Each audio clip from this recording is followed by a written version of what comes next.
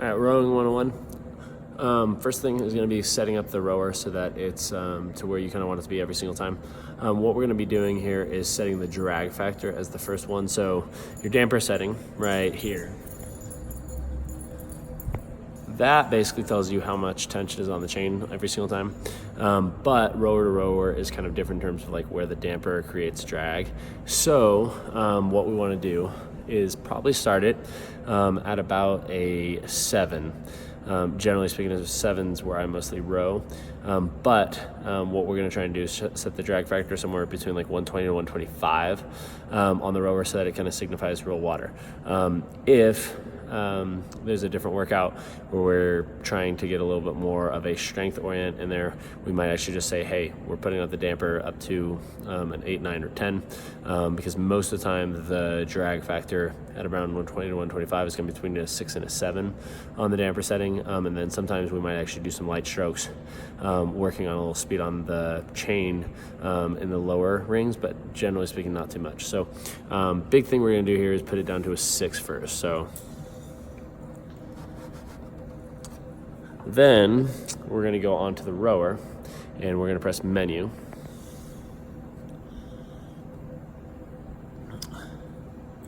And more options.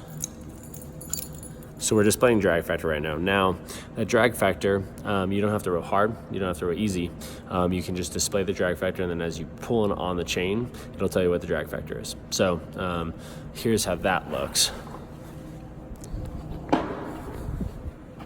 Sorry, here.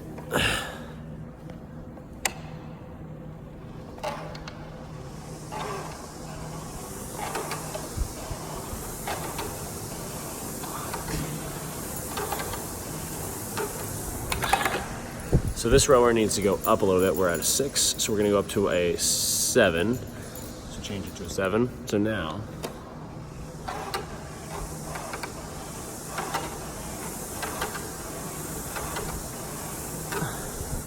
it's at that 122 to 123. So if we really wanted to make it, so that's basically about where I would want to row every single time. So again, probably starting off at like in between a 6 and a 7 for a new rower is going to be about right for that 120 drag factor to start you off with. Okay, so now we're going to go over a little bit of rowing technique, also where you want to put your foot. So my feet are a size 13, which means that I'm going to put the notches basically up to the top. So right down here,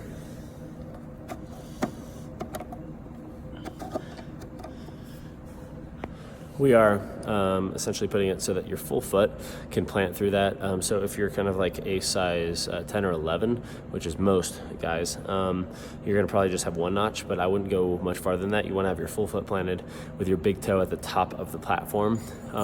Every single time you're rowing, I want you to make sure that you strap into the rower so that you're firmly locked into place in that rower. Now, I'm gonna set this up so that it's to the side so you can kind of see the rowing form that we're trying to look for.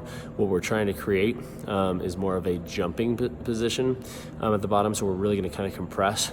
Heels can come up at the bottom. That sometimes is a misconception there, but it only a little bit, and then you wanna think about really pressing through the full foot, including the heels, staying down when you first start to press. We don't want to press through the toes. That's probably why most people have said keep your heels down if you've ever had anybody tell you that on the rower. So you're actually going to want to think about pressing from that. So the first one is full compression, so your heels might come up, but then as soon as you start to press, your heels will go down and you're going to press through the full foot as you start to press. We're thinking on the way out, it's going to be legs first, then your body, then your arms. So don't pull too early. So we're thinking legs, body, arms. On the way back in, we're gonna think arms, body, legs. So your arms will go away from your body.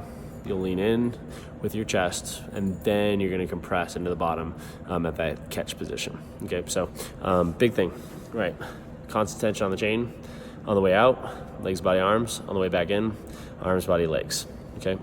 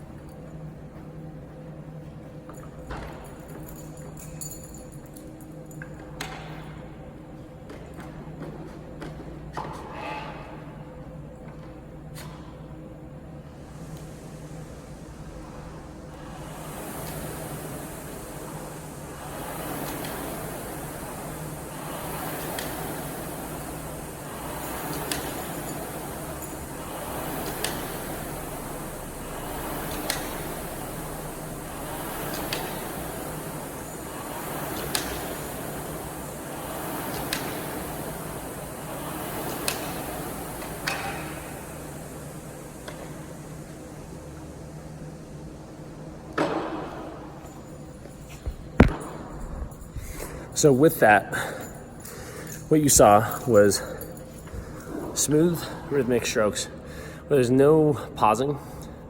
You concentrate on the chain. Chain is going straight in, straight out, not a lot of up or down movement on the chain. And we're keeping kind of like a nice, consistent stroke rate. I was thinking right around like 22 to 24. I would say that's a good place to start off with on my road into the warm-ups. Keeping it even lower at like 18 to 22. That's gonna be where you wanna sit when you're trying to develop a long, strong stroke, not trying to get your heart rate up too high. So now, when we're going for calories versus meters, big thing is, all you're doing is changing the display. So right here, I'm on calories, change display. That can get a whole host of things, but if we change units, right, now we're at those meters, right? You can see the stroke rate, 35 seconds, I was holding around 141. If you wanna change units to a calorie, back to it, wait till you see calories. Calories a lot of times are what we dictate as reps in there, as we're rowing through that. So those are the big things on the rower. Another big thing when you're trying to work on smooth chain path are these two little notches right here. Right here and right here. If the chain comes in at this one and then comes up just a little under that one, you're creating a better chain path. So really focusing on that, making sure that it stays between there and it doesn't go above it or below it will keep yourself in a better straight chain path. All right, so that's it with the rower. If there's anything else, definitely let me know. All right, here we go.